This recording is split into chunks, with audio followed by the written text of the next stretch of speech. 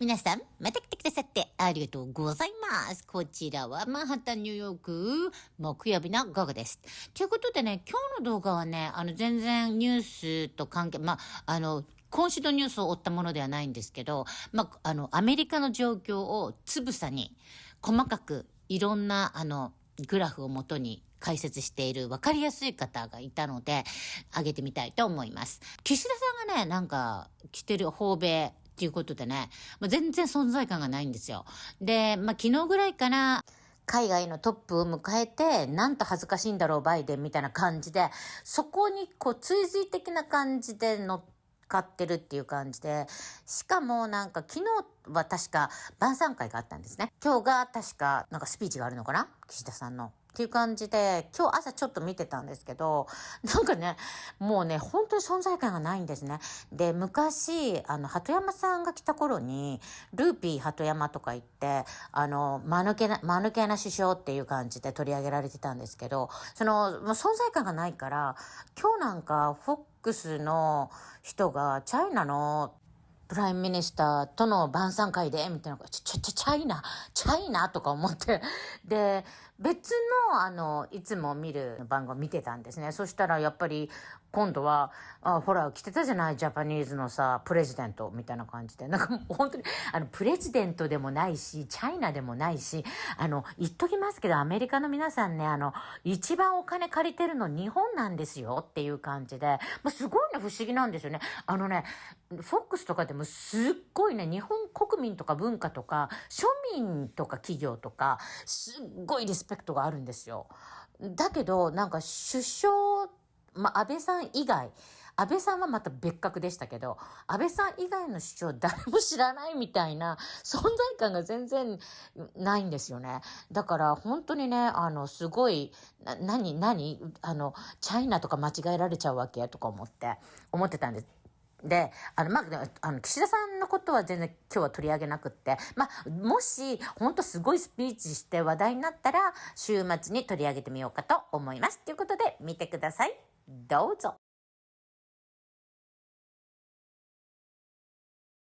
What's your message to people about why they've got to engage and get out there to vote? Well, I think people are going to surprise people again. They're going to engage. An overwhelming response when we're out on the road. Look, we have tens of thousands of people contributing $5, $10 a pop. So the question was, why should people engage and go out and vote? And Joe Biden's response is, we have tens of thousands of people giving us money. Got it. I mean, I just think people are so tired of the negativity that is propagated. So the most divisive president in my lifetime is worried about negativity. That's rich. Trump and the extreme MAGA Republicans are a clear and present danger to our democracy. Far more Americans from every background and belief who reject the extreme MAGA ideology than those that accept it. We must be stronger, more determined, and more committed to saving American democracy than MAGA Republicans are to destroying American democracy. When people talk about the threat to democracy that Trump poses, do you really think that is an equal evil to Biden? I mean, listen, I can make the argument that President Biden is a much worse threat to democracy. And the reason for that is President Biden is the first candidate in history, the first president in history that has used the federal agencies to censor political speech, so to censor his opponent. So Captain Democracy not only routinely demonizes half the country, but he constantly lies about Donald Trump. Remember, during the pandemic, Donald Trump told us to inject ourselves with bleach. He said there's nothing to worry about if you do that. He told Americans all they had to do was inject bleach in themselves. Remember that? Not a joke. You'd think I'm making this up if you're... Again, Trump never said any of that. Even PolitiFact rated Biden's claim as mostly false. Because, you can never say that a Democrat is completely false. Seriously, I dare you to find the video clip with that exact quote. You can't because it doesn't exist. After another shooting in Iowa recently, he said, when asked what to do about it, he said, just get over it. There's his quote, just get over it. So, is Joe Biden correctly quoting Donald Trump? Spoiler alert, he's not. Here's the unedited clip of Trump in Sioux City, Iowa, because you likely haven't seen it. Before going further, I want to send our support and our deepest sympathies to the victims and families touched by the terrible school shooting yesterday in Perry, Iowa. To the entire community, we love you, we pray for you, and we ask God to heal and comfort really the whole state and the pain that you have. This is something that's very unique to your state. We're really with you as much as anybody can be. It's a very terrible thing that happened, and it's just horrible to see that happening. That's just horrible. So surprising to see it here, but we have to get over it. We have to move forward. But to the relatives and to all of the people that are so devastated right now, to a point they can't breathe, they can't live, we are with you all the way. We're with you, and we love you and cherish you. So, two things. A, Joe Biden said that Trump was asked what to do about it, which didn't happen, and said that Trump's answer was, just get over it, which, again, didn't happen. I'll play Biden's claim again because I just need you to see this lie. When asked what to do about it, he said, just get over it. There's his quote, just get over it. But that wasn't his quote. He's literally putting words into Trump's mouth. Joe Biden is not only a disgusting liar, but he's also a very evil and very immoral person. I'm honest.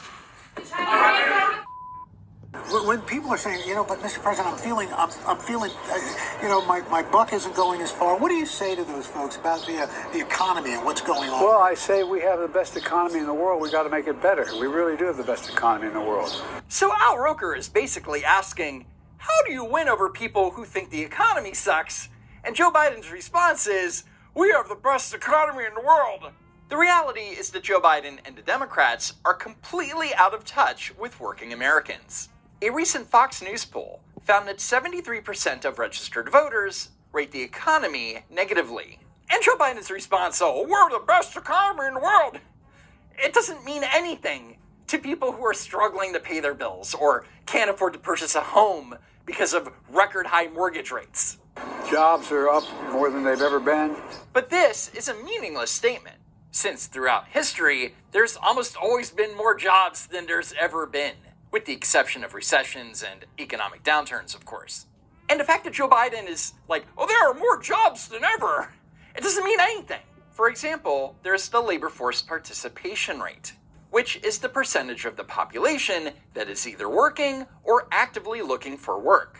The LFPR is lower under Joe Biden than it was under President Trump. And according to the Bureau of Labor Statistics, we've lost more than 1.8 million full-time jobs since November of last year. And those full-time jobs are missing thanks to the Biden-Obama administration's poor economic policies. In an attempt to curb 40-year high inflation, the Federal Reserve raised interest rates to 5.33%, the highest they've been in more than 2 decades.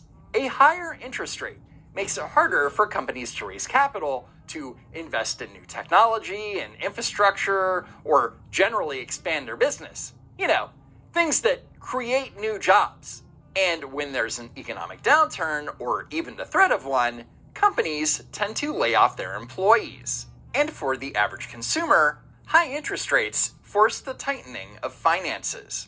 When they have to spend more on mortgages and credit cards and student loans, they have less money to spend on everything else, which in turn affects the economy. And when customers are threatened with potential layoffs, they tend to hold off making big purchases, like buying a home or purchasing a new car, and that negatively affects the economy. And it can all be traced back to the Biden administration. That's Bidenomics in action. How are you feeling going into this last campaign? I feel great. I've been traveling across the country. People are ready to go, and we're going to win this.